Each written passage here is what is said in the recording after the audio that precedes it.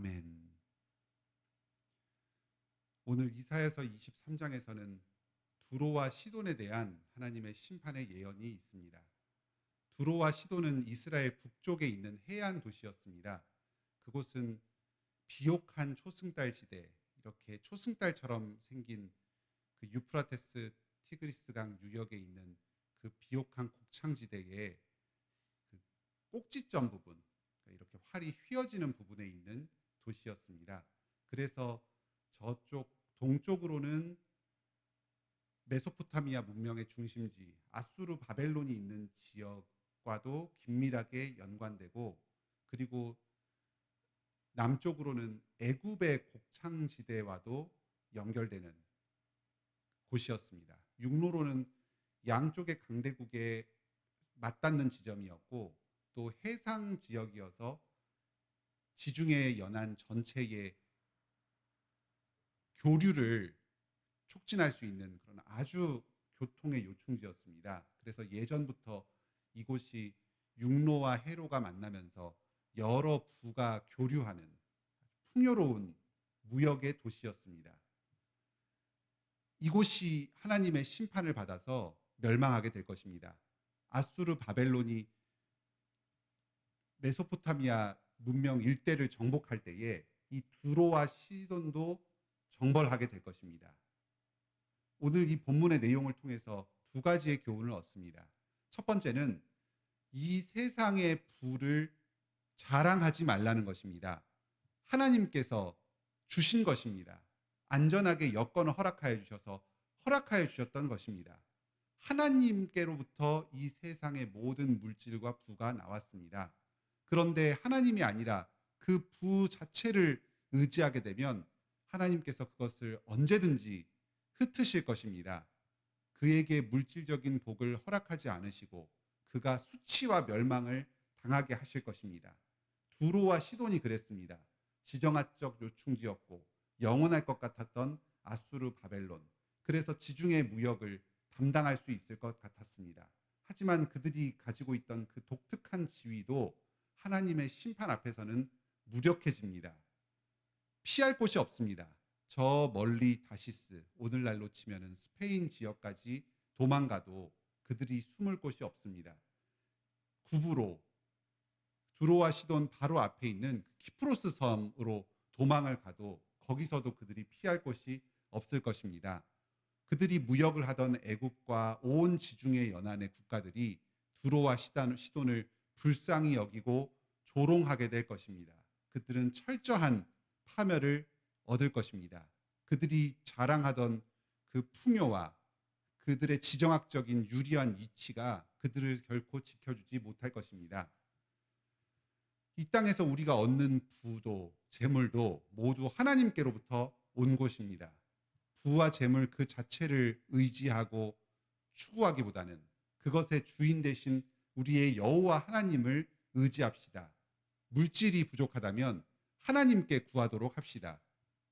풍요로울 때에는 그것을 주신 하나님께 감사하고, 그리고 부족할 때에는 물질의 주인이신 하나님을 의지하면서 이 땅에서 하나님께로부터 풍요롭게 공급받으시길 바랍니다. 두 번째 살펴볼 교훈은 이 땅의 물질에 대해서 적절한 관점을 가질 필요가 있다는 것입니다. 하나님께서는 이 세상의 세속 사회와 세속적인 부를 통해서 신자들을 먹이시고 교회를 살찌우십니다.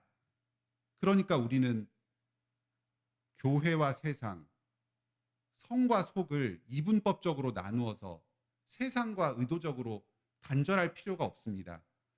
17절, 18절입니다. 하나님의 때가 찬 후에 하나님께서 두로를 회복하실 것입니다. 그들은 이전과 크게 다르지 않은 삶을 살아갈 수도 있습니다. 계속해서 열방과 음란을 행할 것입니다. 음란을 행한다는 것은 세속적인 이해관계를 따라서 경제적인 활동을 계속해 간다는 것입니다.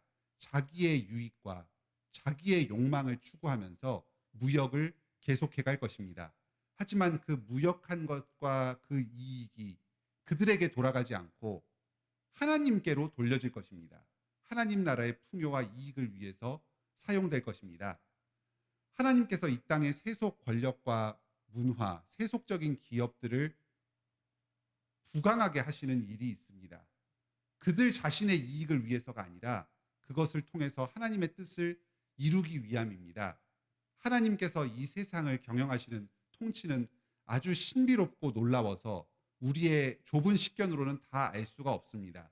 우리는 하나님의 신자들이 이 세상에서 잘 되고 하나님을 믿지 않는 사람들은 전부 잘 안 되고 멸망하는 것이 주님의 뜻처럼 생각될 때가 있습니다.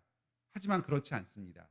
하나님께서는 불신자들, 하나님을 믿지 않고 오히려 자기 탐욕을 위해서 살아가는 자들 또한 융성케 하시기도 해서 그들의 부를 통해서 교회를 살찌우고 신자들을 먹이시기도 합니다. 세상 사람들과 의존할 필요는 없지만 이 세상의 부를 추종할 필요는 없지만 그것들과 적절하게 교류하면서 그것들로부터 이익을 얻는 일에 두려워하지는 맙시다. 신자들은 신자들끼리만 모여서 살고 이 세상에서는 적극적으로 자기 역할을 해서는 안 된다. 그렇게 생각할 필요가 없습니다. 천지를 다스리시는 하나님께서 이 세상의 모든 재화와 부를 신자들과 교회를 위해서 주십니다. 적절하게 사용하면서 우리의 유익을 구하고 하나님 나라의 영광을 추구하도록 합시다. 함께 기도하도록 하겠습니다. 하늘에 계신 우리 아버지, 오늘 이사야서 23장 말씀을 통해서 저희가 부에 대해서 적절한 관점을 가질 수 있도록 도와주시니 감사드립니다. 하나님께서 만물을 창조하시고 모든 부의 근원이 되십니다. 이 세상에 부유한 것들, 여러 풍요들 하나님께서 전부 내려주신 것입니다. 때로 이 세상은 그것들을 스스로 얻은 것처럼 생각하면서 자기의 부를 우상처럼 섬기고 신처럼 받듭니다. 하나님께서는 그들을 모두 심판하실 것입니다. 교만을 꺾으시고 우상을 멸하실 것입니다. 그래서 스스로가 얼마나 어리석었는지를 깨닫게 하실 것입니다. 저희 신자들이 이러한 어리석음에 빠지지 않도록 마음을 지켜주시옵소서. 하지만 때로는 하나님께서 이 세상의 불을 일으키셔서 신자들과 교회를 살찌우기도 하십니다. 주님께서 주신 이 풍요를 저희가 적절하게 누리면서 하나님 나라의 영광을 도모하고 세상 사람들의 유익을 위해서 섬길 수 있게 하여 주시옵소서. 저희의 물질적인 필요를 주님께서 다 아시오니 긍휼히 여기시고 부족함 없이 채워주시옵소서.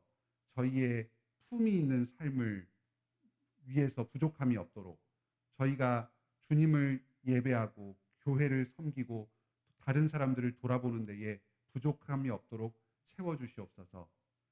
오늘도 저희가 주님의 영광을 위해서 살게 하여 주시옵소서. 가족들을 잃고 슬퍼하는 우리 교회에 여러 성도들이 있습니다. 불쌍히 여겨주시고 위로하여 주시옵소서.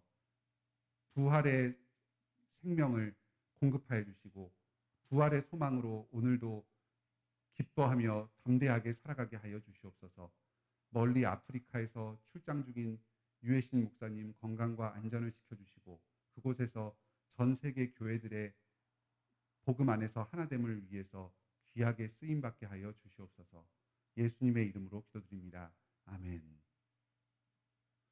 오늘도 은혜로운 기도 시간 되시길 바랍니다.